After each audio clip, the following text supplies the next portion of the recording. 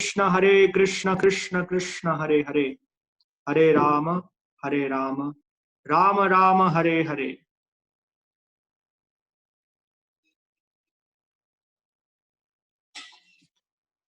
हरे कृष्णा सभी भक्तों का स्वागत है। पिछले सत्र में हमने गुरु तत्व के विषय में श्रवण किया था। श्रील प्रभुपाद का एक वार्तालाप, जिसमें श्रील प्रभुपाद बता रहे हैं एक वास्तविक गुरु और एक ठग में क्या भेद है। आज हम हमारे भक्तिमय जीवन अर्थात कृष्ण भावनामृत के एक बहुत ही मूलभूत विषय पर चर्चा करेंगे, अर्थात हरे कृष्ण महामंत्र का जप। आप सब जो अगर कई समय से इस कृष्ण भावनामृत आंदोलन से जुड़े हुए हैं तो प्रतिदिन आप ये हरे कृष्ण महामंत्र का जप करते हैं, लेकिन इस भक्त सम्मेलन में कई भक्त ऐसे होंगे जो शायद हरे कृष्ण महामंत्र का जप प्रतिदिन नहीं करते होंगे, या उनको इस हरे कृष्ण महामंत्र का जप कैसे करना है इस विषय में अधिक जानकारी नहीं होगी। तो आज हम कुछ मूलभूत चीजें इस विषय में चर्चा करेंगे, और साथ ही साथ अगर समय रहा तो भक्तिमय जीवन में क्या नियम है जो हमें पापमय जीवन से मुक्त करते हैं, उन नियमों को हमारे जीवन में कैसे पालन करना है, इसके विषय में भी हम जानने का प्रयत्न करेंगे। हरे कृष्ण।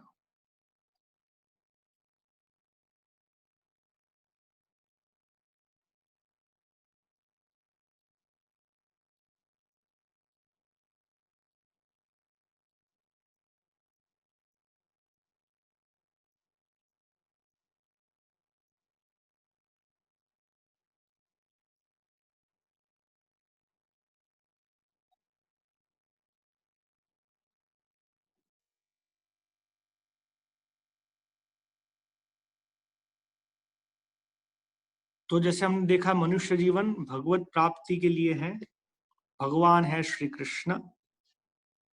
तो शास्त्रों में भगवत प्राप्ति की विधि प्रदान की गई है, विशेष रूप से वे अलग अलग युग के अनुसार प्रदान की गई है, इसलिए इसे कहते हैं युग धर्म।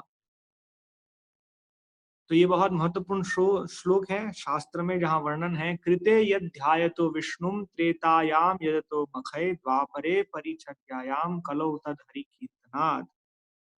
तो यहाँ वर्णन है कि सतयुग में भगवत प्राप्ति की विधि क्या थी, कृत अर्थात सतयुग। त्रेता युग में भगवत प्राप्ति की विधि क्या थी, द्वापर युग में भगवत प्राप्ति की विधि क्या थी, और इस कल युग में जब हम देखते हैं हमारे पास कोई योग्यता नहीं है तो भगवत प्राप्ति की विधि क्या है। क्या वर्णन है, कृते यद ध्यायतो विष्णु, भगवान विष्णु पे ध्यान करना। हम देखते हैं आज ऐसे बहुत सारे समाज हैं जो ध्यान योग को बढ़ावा देते हैं, लेकिन वास्तव में वो ध्यान क्या है, ध्यान किन पर करना है, इसके बारे में उनके पास शास्त्रों से कोई जानकारी नहीं है। हम देखते हैं लोग किसी मोमबत्ती या किसी बल्ब पर ध्यान करते हैं, या कई बार कहते हैं बस आप किसी नंबर पे ध्यान कीजिए, है ना। ये महत्वपूर्ण नहीं है कि हम किस पे ध्यान करते हैं, और वास्तव में ध्यान करने से प्राप्त क्या होना है ये भी उन्हें नहीं पता है। तो शास्त्र में वर्णन है कि जो वास्तविक योगी जन, जो इस योग प्रक्रिया को जानते हैं, वो सभी आत्माओं की आत्मा परमात्मा अर्थात चतुर्भुज नारायण को अपने हृदय में उनका दर्शन करते हैं और उस पे अपना ध्यान केंद्रित करते हैं। भागवतम में वर्णन है, ध्यानावस्थिता तदगतेन मनसा पश्यन्ति यम योगिनः। तो योगी जन चतुर्भुज नारायण पर ध्यान करते हैं, और इस ध्यान योग का पूरा वर्णन भगवद गीता के 6ठे अध्याय में भगवान वर्णन करते हैं कि वास्तव में ध्यान वास्तव में ध्यान योग क्या है और उसकी क्या क्या नियम है। जैसे एक पवित्र स्थान पे जाना, शुचौ देशे एक प्रकार का विशेष आसन धारण करना, मृग छाल और एक विशेष प्रकार का कपड़ा होता है, और उसमें आंख आधी बंद आधी खुली, नाक के अग्र भाग पर ध्यान करना, और ब्रह्मचार्य व्रत का पालन करना, ऐसे बहुत सारे नियम हैं। तो हम देखते हैं कि इस वर्तमान युग में हमारे लिए वास्तविक रूप से ये ध्यान योग संभव नहीं है। अगर कृत्रिम रूप से अगर हम हमारे मन को बहलाना चाहें तब ये संभव है। आज हम देखते हैं ध्यान कितने समय के लिए करते हैं, 5 मिनट, 10 मिनट, 15 मिनट, आधा घंटा। वास्तविक योगी जन हजारों हजारों वर्ष तक ध्यान करते हैं, और ये इसीलिए कृत सतयुग की विधि है, जब हमारी जीवन आयु बहुत ही लंबी थी। शास्त्रों के अनुसार हम देखते हैं सत्य युग में हमारी जीवन आयु है 1 लाख वर्ष। वो घटती हुई त्रेता युग में हो जाती है 10,000 वर्ष, द्वापर में 1,000 वर्ष, और कलयुग में ऐसा वर्णन आता है कि हमारी जीवन आयु है 100 साल। और वर्तमान में हम देख रहे हैं वो भी घट रही है। अभी एक व्यक्ति अगर 60 साल भी जी लेता है तो वो अपने आप को सौभाग्यशाली समझता है। तो कृत्रिम रूप से हम चाहे इस ध्यान का अभ्यास कर सकते हैं, लेकिन वास्तव में हमें इस जीवन की परम सिद्धि नहीं प्राप्त होगी। तो ये वर्णन है सतयुग में भगवान विष्णु का ध्यान। वर्तमान युग जो है उसमें जो बद्ध मनुष्य है उसका लक्षण है प्रायेण अल्प आयुषः सभ्य। सबसे पहले इसकी आयु छोटी है, वो हजारों वर्ष तक या चिर काल तक ध्यान कर नहीं सकता, और वातावरण अनुकूल नहीं है ध्यान करने के। हम देखते हैं कि क्लास में आधा एक घंटा बैठने पर भी 30 बार तो मोबाइल फोन की घंटी बजती है। तो कैसे संभव है शांत वातावरण में ध्यान करना, है ना? जो परमेश्वर है, परमात्मा जो हमारे हृदय में स्थित है, ईश्वर सर्वभूतानां हृद्देशेर्जुन तिष्ठति, ये बहुत ही कठिन प्रणाली है, इस युग के लिए संभव नहीं है। तो मैं वर्णन कर रहा था, मंद सुमंद मतयो मंद भाग्या ही उपद्रितः। उपद्रितः डिस्टर्ब, बहुत ही विचलित है। वर्तमान युग में मनुष्य जो समाज है उनका मन बहुत ही विचलित है, उनके लिए ध्यान कर पाना संभव नहीं है। तो ये इस युग की विधि नहीं है। त्रेतायाम यजतो मखई, त्रेता युग में अग्निहोत्र यज्ञ, यज्ञ के द्वारा भगवान विष्णु को प्रसन्न करना। इदम नारायण न मम। तो इस यज्ञ की वास्तविक इसको सफल बनाने के लिए इसकी आवश्यकता है, बहुत सारी आवश्यकता है। सबसे पहले तो हमें याज्ञनिक ब्राह्मण चाहिए जो इस यज्ञ विधि में जिनकी विशारद है। शास्त्र वर्णन है कि यदि ब्राह्मण प्रामाणिक हैं, उसके उसका परीक्षण कैसे होता है। कई बार यज्ञ में एक पशु की आहुति दी जाती है।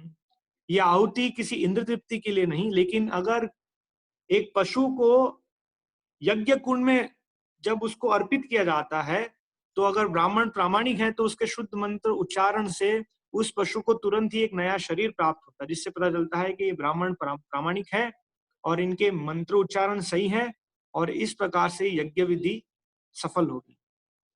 आज हम देखते हैं संभव नहीं है। जो ब्राह्मण यज्ञ करते हैं वो यज्ञ के दिन रात को मूवी देखने जाते हैं, या हम देखते हैं गुटखा खाते हैं, सिगरेट पीते हैं, शराब पीते हैं। उनके लिए यज्ञ करना एक प्रकार का पेशा है ना? और यज्ञ के लिए बहुत सारी सामग्री की आवश्यकता है। शुद्ध घी चाहिए जो संभव नहीं है, शुद्ध स्थल चाहिए जो संभव नहीं है।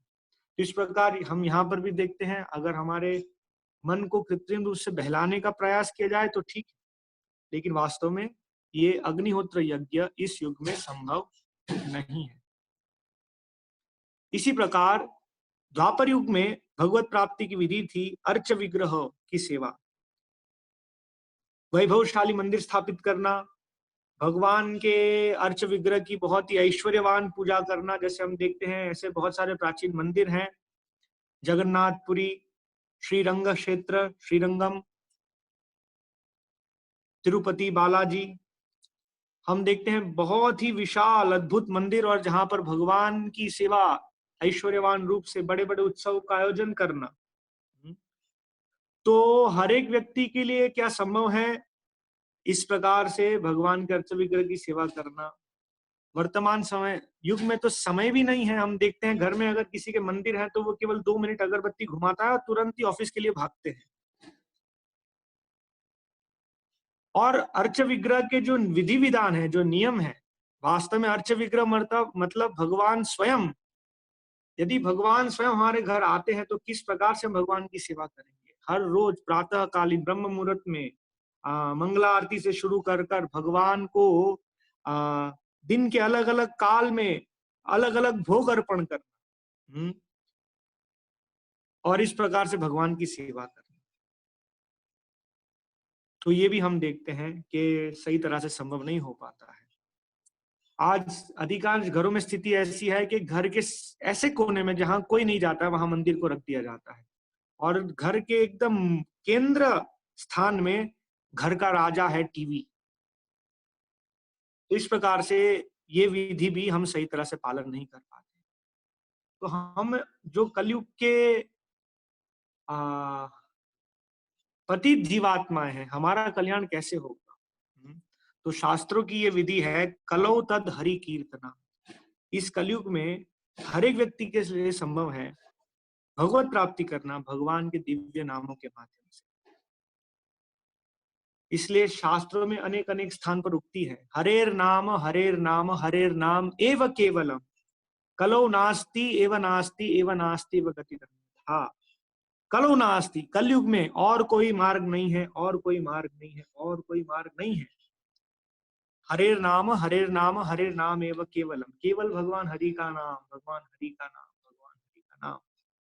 तो हमारा जो पूरा प्रयास है, हम अपने आप को पूर्ण रूप से समर्पित करें इस हरि नाम को ग्रहण करने के लिए, और इससे वास्तव में हमारा जो हृदय है, जो अभी वर्तमान में दूषित अवस्था में है, वो पवित्र होगा। तो ये एक बहुत बड़ा विषय है, इसको क्रमशः जैसे समय मिलेगा हम चर्चा करेंगे। तो यहाँ संक्षिप्त रूप में हम ये समझने का प्रयत्न करते हैं। तो ब्रह्मा जी और नारद जी के बीच में संवाद है। उपनिषद का नाम है कलि संतरण उपनिषद। नारद जी ब्रह्मा जी से पूछते हैं कि कलयुग के पतित जीव का कल्याण कैसे होगा। वहां ब्रह्मा जी वर्णन करते हैं, हरे कृष्ण कृष्ण कृष्ण हरे हरे, हरे राम राम राम हरे हरे। और उसके पश्चात वे कहते हैं, इति षोडशकम नाम नाम कली कल्मषनाशनम नातः परतरोपाय सर्व वेदेषु दृश्यते। इन 16 अक्षरों द्वारा कली के सभी कल्मश का नाश हो जाएगा। इसके इसके परे और कोई उपाय नहीं है। ये सभी वेदों का दर्शन करने के बाद मैं बता रहा हूं। और जैसे मैंने पहले बताया, बृहद नारदीय पुराण से ये श्लोक है, हरे नाम एव केवलम। जब शास्त्रों में कोई चीज को 3 बार बताया जाता है तो उसका मतलब है बहुत महत्वपूर्ण है, इसलिए उसको बार बार बताया जाता है। केवल हरि का नाम, केवल हरि का नाम, केवल हरि का नाम, और कोई रास्ता नहीं है गति का, और कोई रास्ता नहीं है, और कोई रास्ता नहीं है।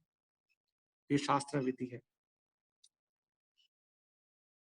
तो एक ग्रंथ है जिसका नाम है कृष्ण भक्ति में पहला कदम। ये सभी भक्तों के लिए, क्योंकि हम सब नवीन हैं कृष्ण भक्ति में, कृष्ण भक्ति के विधि विधान क्या है, कैसे गंभीरता से कृष्ण भक्ति पालन करे, इसमें इन सब विषयों को बहुत अच्छी तरह से समझाया गया है। तो आज हम उस पुस्तक से इस विषय को समझने का प्रयत्न करेंगे, हरि नाम जप।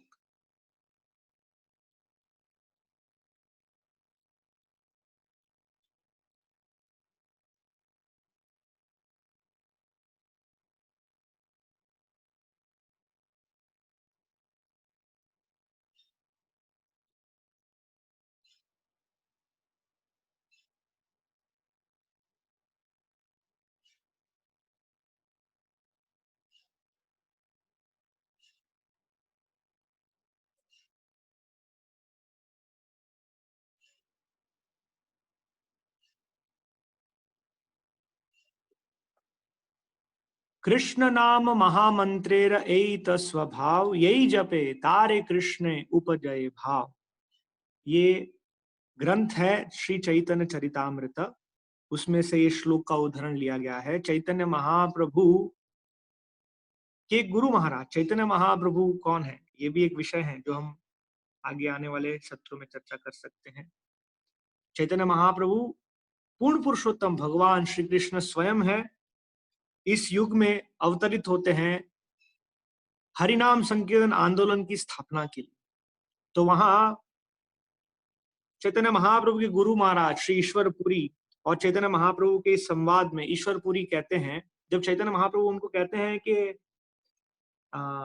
हे प्रभु, आपने मुझे किस प्रकार का मंत्र दिया, इस मंत्र का प्रभाव क्या है, जब मैं इस महामंत्र का जप करता हूं, ऐसा प्रतीत होता है कि मैं पागल सा हो रहा हूं। कीब मंत्र दिलो गोसाई कीब तार बल, जपीते जपीते आमी होइनु पागल। हम्म, तो ईश्वरपुरी यहाँ चैतन्य महाप्रभु कहते हैं, कृष्ण नाम महामंत्रेर एत स्वभाव, यही जपे तारे कृष्ण उपजय भाव। यही तो महामंत्र का स्वभाव है। जो भी इस महामंत्र का जप करता है, तो वास्तव में हम सबके हृदय में जो सुसुप्त कृष्ण प्रेम है, ये कोई बाहर से लाने वाली चीज नहीं है, ये हम सब में है, क्योंकि हम कृष्ण के नित्य दास हैं। तो ये कृष्ण प्रेम, कृष्ण भाव हमारे हृदय में पुनः जागृत होता है। यही जपे तारे कृष्ण उपजय भाव। जो भी इस महामंत्र का गंभीरता पूर्वक जप करेगा, उसके हृदय में भगवान कृष्ण के प्रति प्रेम भाव तुरंत विकसित होगा। यहाँ वर्णन है, हरे कृष्ण महामंत्र का जप करना प्रत्येक गंभीर कृष्ण भक्त के लिए अनिवार्य है। हम अन्य कार्यों में चाहे कितने भी व्यस्त क्यों ना हो, हरे कृष्ण महामंत्र का जप करने के लिए हमें प्रतिदिन कुछ समय अवश्य निकालना चाहिए। संख्या पूर्वक जप करने का सबसे अच्छा तरीका है कि हम माला पर जप करें। इसे हम कहते हैं संख्या पूर्वक नाम गान गति भी, है ना। भगवान का नाम संख्या पूर्वक होना चाहिए। कई लोग कहते हैं हम हरे कृष्ण महामंत्र जप करते हैं सुबह दोपहर शाम, जब भी समय मिलता है हम हमारे दैनिक कार्य करते करते महामंत्र का जप करते हैं, स्कूटर चलाते भी हम महामंत्र का जप करते हैं। बहुत अच्छा है, अवश्य करना चाहिए। लेकिन गंभीर भक्तों के लिए शास्त्रों और आचार्यों द्वारा दी गई विधि है जपमाला पर हरे कृष्ण महामंत्र जप करना। जैसे हम किसी पुस्तक की पढ़ाई कभी भी कर सकते हैं, सुबह भी पढ़ सकते हैं, दोपहर भी पढ़ सकते हैं, शाम भी पढ़ सकते हैं। लेकिन एक गंभीर विद्यार्थी के लिए बहुत जरूरी है एक स्कूल में दाखिला लेना, एडमिशन लेना, और नियमित रूप से प्रतिदिन स्कूल जाना और एक अध्यापक के अंतर्गत शिक्षा प्राप्त करना। इसी प्रकार हमारे आचार्यगण वर्णन करते हैं कि हमें जपमाला पे जप करना चाहिए। क्या उद्देश्य है? बहुत सारे उद्देश्य हैं, लेकिन एक एक चीज हम जरूर इसको गौर करने का प्रयत्न करेंगे कि अगर कोई कहता है कि मैं तो पूरा दिन हरे कृष्ण महामंत्र जप करता हूं, तो हमारा निवेदन है कि आप दिन में 15 मिनट, 20 मिनट, आधा घंटा माला पे भी जप कीजिए। पूरा दिन तो कर ही रहे हैं, तो उतना समय आप जपमाला पे जप कीजिए। और जब हम जपमाला में जप करना शुरू करते हैं, तो हमारी मनस्थिति को जान सकते हैं। जैसे ही हम जपमाला हमारे हाथ में लेते हैं और हम हरे कृष्णा बोलना प्रारंभ करते हैं, और हमारा ये जो मन है जो दूषित है, वो हमें बहुत सारे कारण देता है कि आज अभी ये महत्वपूर्ण है, अभी वो महत्वपूर्ण है, अभी ये योजना बनाना है, अभी वो योजना बनाना है। तो जब थोड़े समय बाद भी कर सकते हैं, रात में भी कर सकते हैं, या आज इतना महत्वपूर्ण कार्य है ये जब कल भी कर सकते हैं। या हमारा मन भागते रहता है, हम हरे कृष्ण जप कर रहे हैं लेकिन मन तो कुछ और ही विचार कर रहा है। तो इससे हम समझ सकते हैं कि हमारी मनस्थिति क्या है। हम वास्तव में हरे कृष्ण जप नहीं कर रहे। कि हरे कृष्ण जप क्या है? हरे कृष्ण जप मतलब भगवान के नामों को गंभीरता पूर्वक सुनना। ये हरि नाम जप स्वयं भगवान है, वे हमारे कान से हमारे हृदय में प्रवेश करते हैं और हमारे हृदय में जो भी अभद्र है उसका विनाश हो जाता है। तो इसीलिए हमें हरे कृष्ण महामंत्र जप माला पर जप करना चाहिए। इस्कॉन के संस्थापक आचार्य कृष्ण कृपा मूर्ति श्री श्रीमद एसी भक्ति वेदांत स्वामी प्रभुपाद ने इस युग में हरे कृष्ण महामंत्र का व्यापक स्तर पर प्रचार किया। श्रील प्रभुपाद जब उनके गुरु के आदेश पर अमेरिका की भूमि पर पहुंचे, तो श्रील प्रभुपाद वहां देखिए कि ये जो सभ्यता है वो आध्यात्मिक जीवन से कितना दूर है। आध्यात्मिक जीवन के जो मुख्य अंग हैं, पापमय जीवन से मुक्त होना, मांसाहार, नशा, जुआ, व्याभिचार, इन सब से मुक्त होना, लेकिन श्रील प्रभुपाद वर्णन किए कि यही तो उनका जीवन है। तो कैसे मैं उनको आध्यात्मिक स्तर पर लेकर आऊंगा? प्रभुपाद अपने एक कविता में लिखते हैं कि प्रभुपाद लिखते हैं कि मेरी पूरी निष्ठा है भगवान के पवित्र नामों के जप पर, और यदि ये जो वहां के निवासी जन हैं, अगर वे हरे कृष्ण महामंत्र का जप करना प्रारंभ करेंगे, तो किसी भी व्यक्ति का कल्याण हो सकता है। तो यहाँ हम देखते हैं श्रील प्रभुपाद इतना व्यापक स्तर पर प्रचार किए कि आज हम देखते हैं हरे कृष्ण महामंत्र विश्व में सभी जगह अधिकांश लोग जानते हैं। कई बार लोग अंतर्राष्ट्रीय कृष्ण भावनामृत संघ के भक्तों को जानते नहीं है, लेकिन वो कहते हैं ये हरे कृष्णा लोग हैं, they are Hare Krishna people. Srila Prabhupada अपने जीवन का उदाहरण देते हैं कि एक बार वे विमान यात्रा कर रहे थे और किसी कारण से उस प्लेन को तेहरान ईरान में लैंड होना पड़ा, और प्रभुपाद एयरपोर्ट पर थे और एक व्यक्ति प्रभुपाद को देखकर वहां कहते हैं हरे कृष्णा। तो ये हरे कृष्ण महामंत्र कोई नहीं जानते थे, लेकिन श्रील प्रभुपाद के प्रचार के माध्यम से आज विश्वव्यापी आंदोलन है।